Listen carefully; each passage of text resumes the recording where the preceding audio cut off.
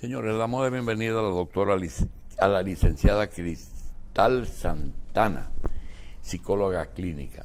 Y yo quisiera aprovechar no la experiencia, sino el conocimiento, que no es lo mismo, de la doctora, para que nos diga la diferencia, la línea fina que separa al psiquiatra del psicólogo. Es decir, te contestan de una vez que el psicólogo no puede indicar medicina, sí lo sabemos, que el psicólogo no es un asistente del psiquiatra, pero ¿dónde va primero el paciente? El paciente va al psicólogo y el psicólogo, cuando ve que ya es algo que usted no va a decir, se manda entonces al psiquiatra, o cuando el psiquiatra pone su tratamiento y entiende que ya el paciente lo puede manejar un psicólogo. Sobre todo, que usted nos ayude con una cosa: no son una superespecialidad y la otra es una subespecialidad. Es decir, la psicología no es una subalterna del psiquiatra. Agradecida Gracias, y honrada, doctora. agradecida y honrada de poder estar aquí junto con ustedes. Y bien lo ha explicado usted, no es una subespecialidad, sino que son dos carreras totalmente distintas que se enfocan en cosas entonces totalmente distintas. Cuando la psiquiatría se enfoca en la medicina, es decir, que se va a enfocar en la parte química, en la parte de las conexiones del cerebro, cómo funciona el organismo del ser humano. Sin embargo, el psicólogo se va a enfocar en esta parte de la conducta, de las emociones, de qué está afectando la psiquis del ser humano. Esa yo diría que es la diferencia más clara. ¿Quién determina, licenciada, a dónde yo acudir? Otro médico te refiere y te dice, no, tú necesitas ir a un psiquiatra o a un psicólogo, o uno mismo debe de ser. Cuando es un problema emocional o de comportamiento, voy al psicólogo. Cuando es un trastorno mental, voy al psiquiatra. Generalmente llegan por psicología. Y donde los médicos se refieren generalmente es al psicólogo, y luego tras esa primera evaluación se refiere a psiquiatría, sea porque hay trastornos del sueño muy marcados, sea porque esta persona no puede funcionar de forma regular por sí mismo, por sí misma, mientras que la psicología trabaja con un ser humano que está, vamos a decir, estable. Yo necesito que tú tengas cierta estabilidad para poder abordar ciertos temas contigo. Sin embargo, la psiquiatría muchas veces trabaja esta primera etapa, que es la crisis, cuando todo el sistema está alterado y necesita ser regulado. Bien. ¿Hay alguna señal que pudiéramos decir, identificar inmediatamente como una que nos da a entender que hay algún tipo de deterioro en la salud mental de una persona? Sí, claro.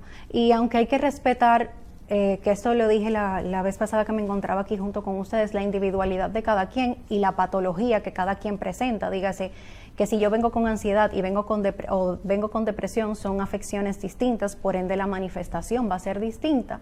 De igual forma, hay indicadores como son cualquier cambio significativo, dígase, como dije, el trastorno del sueño, cambios de humor brusco, que estoy un poco más irritado de lo normal, que mis relaciones se están viendo afectadas, no me estoy relacionando con mi pareja como solía hacerlo, no me puedo concentrar en el trabajo, me estoy aislando, me veo más cabizbajo, estoy desanimado, no tengo metas hacia el futuro, estoy desinteresado por las cosas cotidianas de la vida que en algún otro momento me interesaban. Esos son indicadores claves. Han pasado ya unos meses de lo que hemos considerado una vuelta a la normalidad después de la pandemia, de ese periodo donde tanta gente estuvo sola, deprimida, frustrada por muchas cosas. Todavía, aún a esta altura, se puede hablar de secuelas en la conducta de personas que por lo que pasaron durante la pandemia. Sí, claro, el tiempo de COVID, el tiempo de pandemia fue un tiempo de mucho aislamiento, muchas muertes, mucho trauma, un proceso de adaptación bastante grande. En cualquier momento de cambio va a ser una crisis.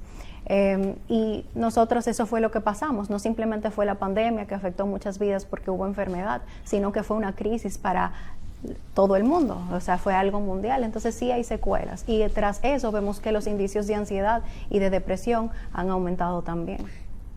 Ese problema de ansiedad, de depresión, de esquizofrenia, de bipolaridad. Son problemas que uno lo ve con el psiquiatra, pero ¿hasta dónde ustedes pueden, hasta dónde llega el psicólogo con esos casos? En esos casos, Cuando tú dices, bueno, ya no voy a medicar, entonces lo manda, ¿cómo manejan esos casos? Que son casos crónicos, porque son 4 o 5 padecimientos que afectan el 90% de ese tipo de pacientes. sí, y en muchos casos yo no hablaría de dejar de medicar, sino de la adherencia al tratamiento y de que tú conozcas tus síntomas, de que tú conozcas tus afecciones, no tanto de dejar psiquiatría para pasar a psicología, sino de que ese sea un tratamiento en conjunto y de que se complementen esos casos. El psicólogo, exacto, lo que haría es la parte conductual. También hay otra cosa y es el tema de la subespecialidad. A veces dice, la doctora Santana, la licenciada Santana es clínica. Hay otros que son industriales, es decir, que son de empresas. Organizacionales y Laborales. organizacionales. Sí, es decir, ustedes tienen varias subespecialidades, pero la población tiene una percepción, que es lo que nosotros queremos, que nos ayude por el bien de los psicólogos, y es que son consejeros. Tengo un problema con matrimonio, entonces vamos para el psicólogo. Tengo un problema con el niño que no tal, va para el psicólogo. El hombre impotente, la mujer frígida, van para el psicólogo. ¿Realmente ustedes son consejeros o ustedes están en capacidad de resolver esos problemas? No somos consejeros, sino que acompañamos en los procesos con los que vienen las personas que nosotros consultamos. Y lo que proveemos son herramientas y buscamos llevarte a un nivel de conciencia, dígase que tú puedas entender qué es lo que está sucediendo contigo y que no solamente en el consultorio tú puedas tener soluciones, sino que se vuelve a presentar una crisis y tú tengas recursos para volver a enfrentar esas situaciones que se te presentan. Bien, cuando se habla de salud mental, todo el mundo analiza y dice, voy al psicólogo, al psiquiatra, cuando hay un problema. Pero yo en muchos casos y en esta época uno ve la importancia de la salud mental y por tantos temas que tú puedes, si tú lo identificas, tú decir, yo quiero tener una calidad en mi salud mental y yo me voy a hacer acompañar de un psicólogo en esto, sin tener un problema grave, sin tener ninguno de esos problemas que usted ha mencionado. ¿Qué tan importante es que la gente tenga conciencia en la importancia de la salud mental y cuáles son esos pilares que te dicen cuando una salud mental es sana? Un gran problema que tenemos en salud mental es precisamente ese, que las personas llegan cuando están en el punto de quiebre, cuando lo importante sería que se prevengan. No hay mejor solución o no hay mejor antídoto que la prevención. Trabajar cuando se está, antes de llegar a la crisis, antes de llegar a ese punto de quiebre. Y si habláramos de pilares, diríamos, porque la salud mental está totalmente conectada a la salud física. Bien. Entonces hay componentes físicos, nutrición. Yo quiero terminar con algo que la gente quiere saber, y es esto. Licenciada, tengo 2 ejemplos que algunos los enseñan en la universidad y otro en la calle. Uno es el doctor Pereira Ariza, psiquiatra, muerto hace días, amigo querido. Me dice, cuando terminó en la escuela de López Ibora allá en España, los reunieron a los graduados y dice, mire, ya ustedes van a sus países a ejercer, pero recuerden que ustedes pueden tener problemas que el paciente lo cuestione.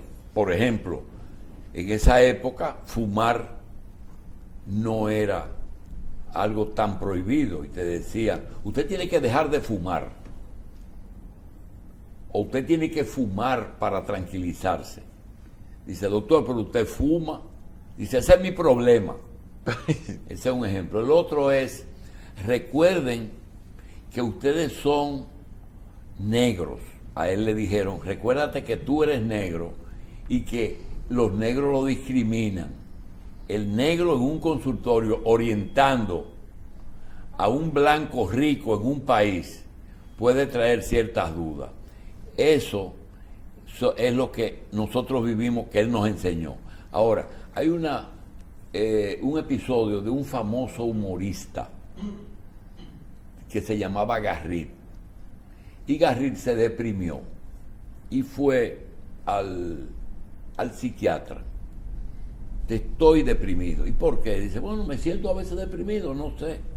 Y usted tiene su economía. Dice, mire, tengo mi economía bien, tengo mi familia bien. Dice, ¿y por qué usted no va a ver a Garrit? Y él dice, pero... Garrit era el mismo. Yo soy Garrit, cámbieme la receta. Esa situación se presenta en el ejercicio diario en que usted tiene que tratar de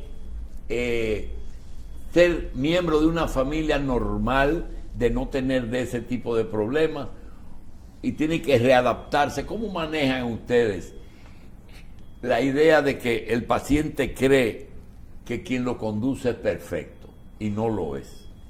Humanizando la imagen del psicólogo y del psiquiatra, que creo que es algo que se ha tratado de hacer en los últimos tiempos. Por medio de las redes sociales hemos humanizado un poquito esa imagen y se ha dejado un poco esa perfección.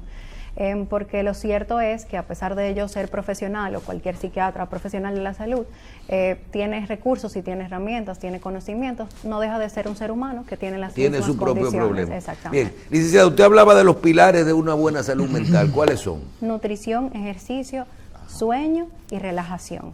Repita. Nutrición, ejercicio, sueño y relajación. Y quiero O sea, hacer el énfasis. Si yo perdón, así. como bien, no hablamos de comer bien y comida de calidad, duermo bien, descanso, hago ejercicio, eso me va a dar una buena salud mental. Eso contribuye a una salud mental adecuada, sí. Y es lo que la sostiene. Bien, señales que yo debo de considerar, que cada individuo debe de considerar cuando quiere determinar si tiene algún tipo de deterioro en su salud mental. Cualquier cambio y cuando... No, porque yo, por ejemplo, si yo digo, ¿cómo yo me voy a evaluar? Yo quiero evaluar cómo estoy, cómo está mi familia, cómo está mi trabajo, cómo está mi economía, cómo está mi tranquilidad, cómo está mi... Yo quiero evaluarme yo. ¿Qué señales yo debo de tomar en cuenta? Doctora, hay un psiquiatra que tenía un programa de televisión para contestarle a Michelle. Sí. Se llamaba el doctor Baez Acosta. Decía, nadie es perfecto. Sí, es así. Todos tenemos nuestras afecciones y señales. Cuando tú no estás funcionando bien en cualquiera de tus esferas, sea laboral, sea económico, sea en tu rol de padre, en tu rol de hijo, en tu rol de hermano, es importante prestar atención. Yo le mencioné un poquito anteriormente, trastorno de sueño, irritabilidad, no me puedo concentrar, se me olvidan las cosas. Todo eso necesita ser atendido. Doctora, y un síntoma muy claro de que una gente necesita la atención de un especialista es cuando esas personas piensan que todo el mundo es el que está mal. Sí, eso podría ser una señal de alerta. De no aceptación. De que mi foco está hacia afuera, ni siquiera el que yo estoy señalando a los demás, sino que no te estés prestando la suficiente atención a ti, qué está pasando contigo y por qué tu atención está hacia afuera. Yo conozco una persona que le preguntó a su padre una vez que cuál era la definición de algo anormal, y esa persona le contestó, el padre a su hijo, que todo lo que no es normal. Es así en la parte mental. Uno puede determinar cuando uno dice, si no estoy en condiciones normales, uno tiene que seguir un patrón determinado para saber si uno es diferente. La respuesta a eso sería que ¿qué es lo normal para ti? Yo lo respondería, y lo he hecho en consulta, con una pregunta. Para ti, ¿qué es normal? ¿Y cómo se ve eso en contraste con los demás? Bien, ya pasando, después que tú determinas esto, quiero una salud mental, quiero ir a tiempo, usted habló de la prevención, no voy a esperar que el problema explote, y si ya explotó tengo que ir al psicólogo. La importancia del seguimiento y del apoyo que te da la parte psicológica en todos estos procesos. Sí, no solamente la parte psicológica, es importante tener una red de apoyo, que no solamente tú vayas a un tratamiento y te acompañes de un profesional de la salud, sino a quien tú tienes en casa, con quien tú cuentas en tu familia, con tus amigos, en tu entorno, porque vale muy poco lo que se construye en sesión si luego eso se desconstruye, vamos a decirlo así, o se va al piso cuando yo voy y me comunico con mi entorno. Si yo estoy aceptando mis emociones y luego cuando yo salgo a la calle, lo primero que escucho en mi familia es: a ti no te pasa nada, tú lo que estás es loco, o tú lo que tienes que estarte tranquilo. Al final eso desmonta el proceso. Porque yo veo que sí, por eso es que entonces cuando hay un problema de pareja, los psicólogos dicen, no, tenemos que trabajar con los dos. Cuando hay un problema de hijos, tú ves que tú dices, yo tengo mi hijo con un problema en la escuela, de conducta, sí, pero yo quiero trabajar con los padres y con los profesores o con los hermanos. ¿Eso es lo que usted se refiere? Exactamente. Y los niños son el mejor ejemplo. No vale de nada lo que se haga en sesión con un niño cuando su familia o su colegio o escuela mantienen las mismas problemáticas y las mismas situaciones, porque sirven de detonantes. Van a volver a causar ese estresor en el niño y va a volver la conducta problema. Para lograr el cambio definitivo de conducta, uno, ok, yo tengo un problema en el matrimonio o un problema con la familia y uno se realiza una consulta con terapias psicológicas, perfecto, esto mejora, se estabiliza. Esto hay que mantenerlo haciendo para mantener ese cambio, o realmente se logran cambios drásticos en el que ya tú dices, resolví mi problema. Es necesario seguir utilizando lo que te funcionó. Y es algo que yo siempre le digo a mis pacientes antes de terminar el proceso. Esto que tú has hecho aquí no es como las dietas. Si tú hiciste un mes de dieta, rebajaste todo lo que querías y luego vuelves a tus hábitos anteriores, tú vas a recuperar el peso. Si tú fuiste a volver a consulta, exactamente, y volviste a tus conductas anteriores, pues entonces el problema se va a mantener. Licenciada, ¿cómo las personas que quieran conversar con usted y asistir a sus consultas, en qué centro lo pueden realizar? Estoy en Balance Room, que es mi centro. En Instagram nos pueden encontrar como Balance Room RD, Balance Room RD, y el número es 809-466-5685. Bien. La doctora Cristal Santana, psicóloga clínica, ha estado con nosotros, le agradecemos su participación y ojalá podamos seguir trayendo temas ya específicos con la doctora, como en el día de hoy, para hablar ya de temas puntuales. Vamos a hablar de familia, podemos hablar de temas económicos, los principales problemas que hacen que la gente necesite y que alteran la conducta y la tranquilidad de un ser humano. Gracias, doctora. Muchísimas gracias a usted.